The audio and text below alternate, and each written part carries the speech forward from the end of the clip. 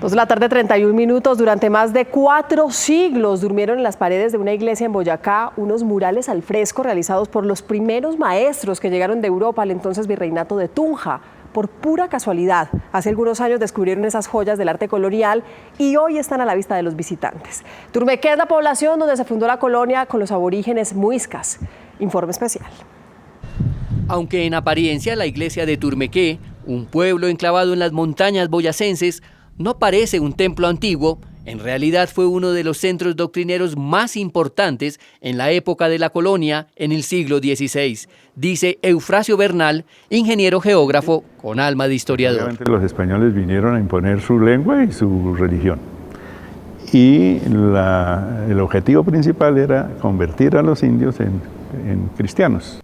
Turmequé en esos tiempos era un centro muy importante de la cultura muisca. Porque pues ellos no se conoce que hayan estado en conflicto como estuvieron otros caciques, llamémoslos, sino que se dedicaron fue a desarrollar su cultura interna.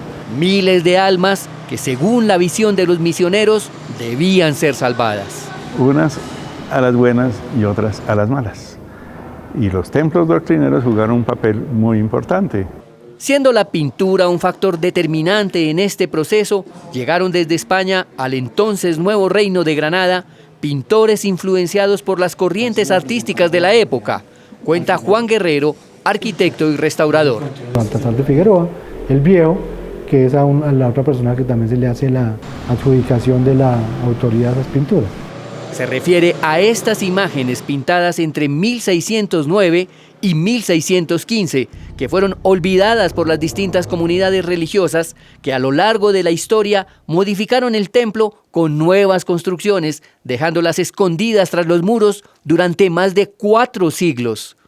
Solo en 1986, por una casualidad, volvieron a ver la luz del día, convirtiéndose en uno de los hallazgos más importantes del arte colonial en Colombia. En el desmonte de una obra, de un cuadro, se cae una parte del muro del pañete y aparece una figura que en ese momento era la figura del demonio.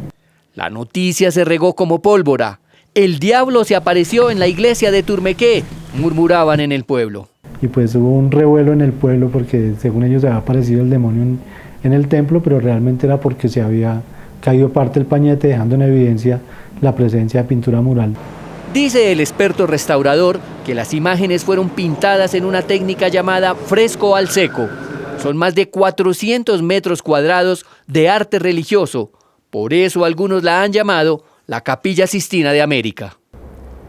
En los muros están grabadas imágenes que cuentan la historia de la humanidad vista a través de la religión católica.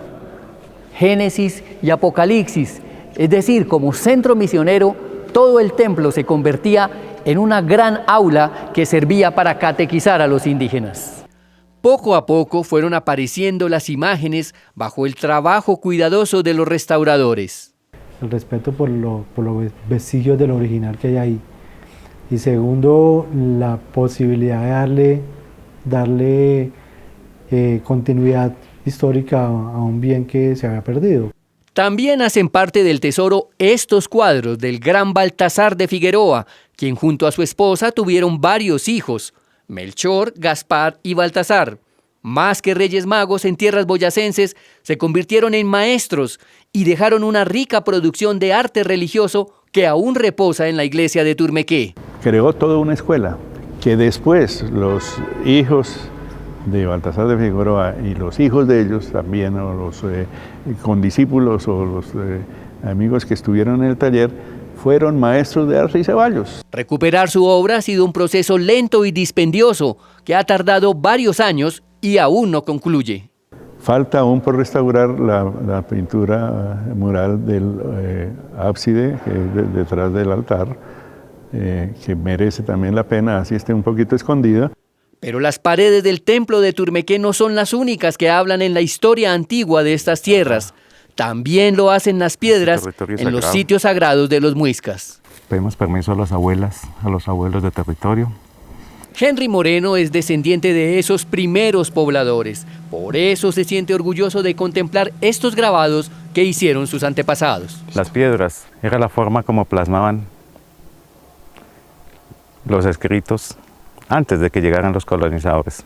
Dice que el campesino de hoy es el muisca del ayer y por eso buscan conformar un cabildo que recupere sus usos y costumbres ancestrales. Si el Padre Creador nos lo permite, pues la idea es que en 20 años tengamos cabildo. Ojalá podamos también estar teniendo un segundo idioma, que es el primer idioma.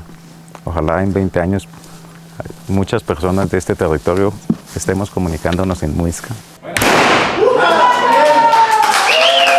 Esta es otra de las herencias ancestrales del turmequé de hoy. La profesora Gladys es una de esas mujeres que se tomó en serio el tejo y más que una disciplina deportiva, lo considera parte de su vida. Para mí, para mí de todos los deportes, para mí lo más lindo es el tejo. Es algo que digo que tenemos que en nuestro municipio rescatar y que tenemos que incentivarlo. Una mezcla de culturas, una iglesia con una joya de la colonia que durmió por años, descendientes muiscas buscando recomponer su cabildo, título de villa republicana por sus servicios prestados a la causa de la independencia. Todo eso es Turmequé, el lugar donde la colonia se fundió con nuestros antepasados y dejó sus huellas a la vista.